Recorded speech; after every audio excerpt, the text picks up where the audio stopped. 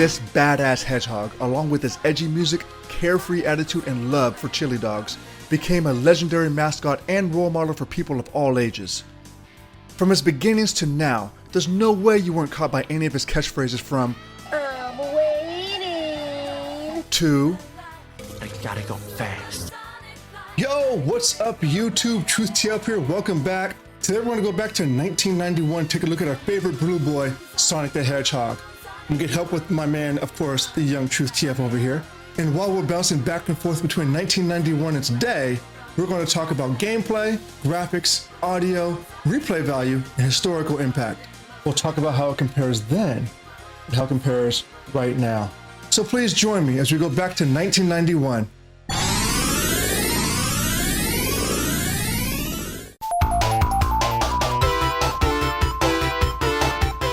Long Live Alex Kidd.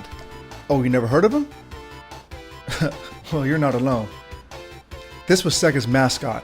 And realizing he would get bitch slapped around by Mario, they created the Blue Hedgehog, with shoes inspired by Michael Jackson and Santa Claus. Before Sonic, Mario was the undisputed king of platformers, as Mario was very easy to learn within minutes of playing. Then came the challenger Sonic. Though Sonic did not, per se, win the battle against Mario, he absolutely opened up the doors for many copycat mascots. Crash, Arrow, Bubsy, Spyro, just to name a few. Sonic's cool and rebellious attitude versus Mario's, wholesome attitude? Nah, he kills things with fire. Well, anyway. Sonic as a character is just cooler, and as a child, more influential. The simple story of beat up bad guy and save the girl was also changed, for that was pretty common in the 80s. So instead, we're hit with beat up bad guy and Protect my friends. which is honestly a very subtle but powerful message to youngsters. This is an ultra simple game to play. D-pad and one button, that's it. Surprisingly, this allows the game to be extremely fun because of its simplicity. A platformer at its finest.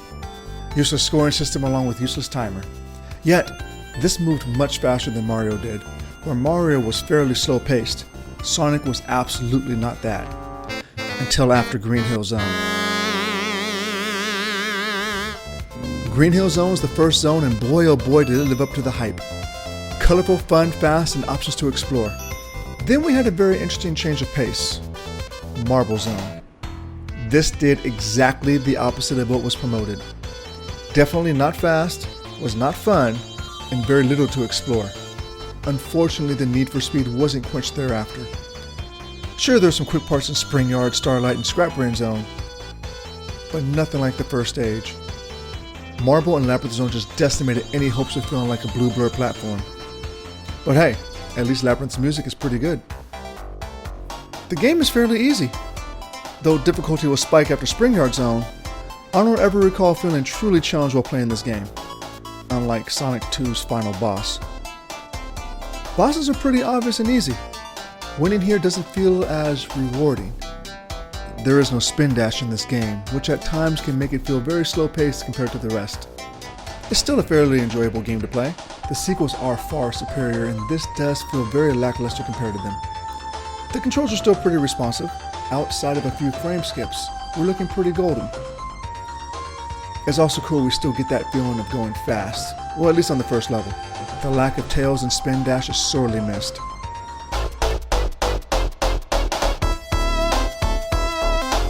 Very colorful, but doesn't by any means push the Genesis console to its limits.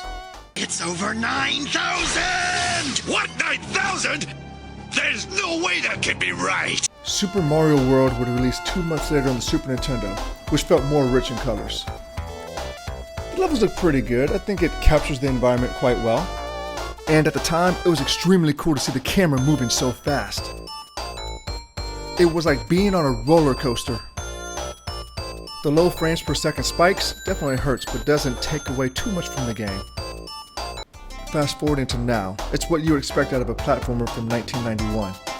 So, nothing special. Though, despite all the crazy fast games we have now, you still get the feeling of going fast.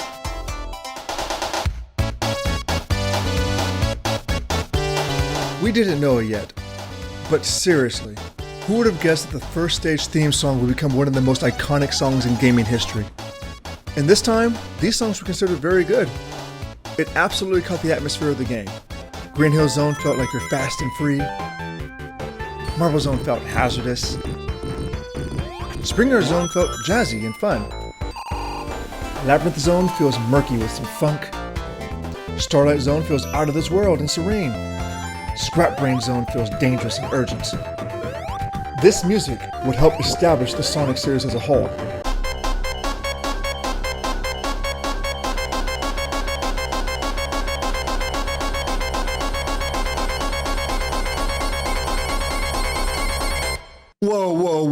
Whoa, sorry. I didn't mean to make you panic. I understand how that feels, but don't worry. Sonic made it out just in time. But do you see what I mean about the atmospheres and levels? Let's head back. These songs are extremely nostalgic, and for those who never heard them before, you may be surprised on how well they still hold up over 30 years later. Most of the songs don't need a remaster. However, Sonic Generations did a very good job remixing some of these. Green Hill Zone to this day is still considered one of the most iconic songs in all gaming history. I mean, listen to it. It sounds amazing.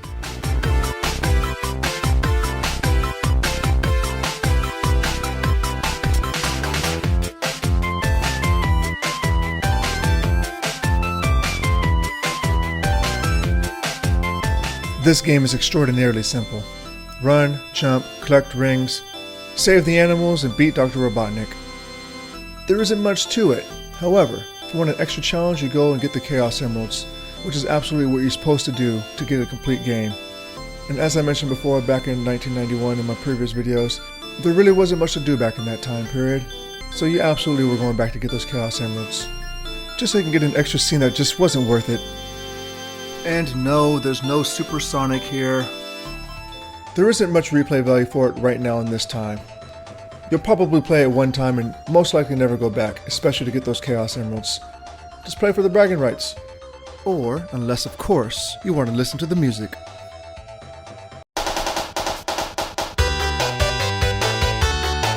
Sonic has persevered over 30 years and still going strong. The blue mascot changed the gaming industry. And within 2 to 3 years of his first game, Sonic was starring in 2 TV series.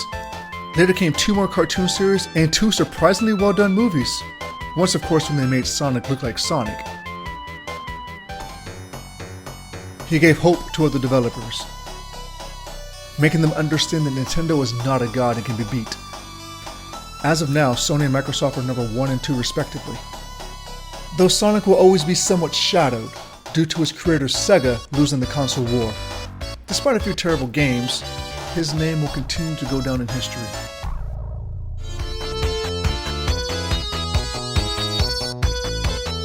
So is Sonic 1 worth playing today? No, it's not. Actually, the sequels are far more superior, much better. This doesn't mean it's not a fun game because it absolutely is. I was taking a trip down memory lane and boy oh boy, I have a lot of nostalgia. Yet, if you do want to play Sonic the Hedgehog 1, there is another option. You can snatch Sonic the Hedgehog Classic mobile game. Here you get widescreen support, Spin Dash, Tails, and Knuckles to play with. And from what I understand, it's the only way to play Sonic 1. So I strongly encourage you to give that one a go instead of playing the Sega Genesis version. Sonic was cool, pure of heart, and was not a servant to some princess in a castle that was always captured by some big giant turtle. He was a free man. Sonic is loved worldwide, and he definitely changed the face of gaming. Hey, that's going to do it for me today. If you enjoyed what you saw, please hit that like and subscribe button. It really means a lot.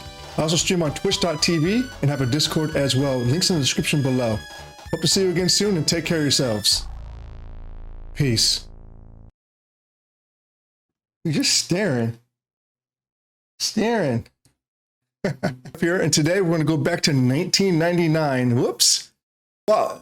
And while we're bouncing back and forth between 1991 and today, we're going to talk about, wow.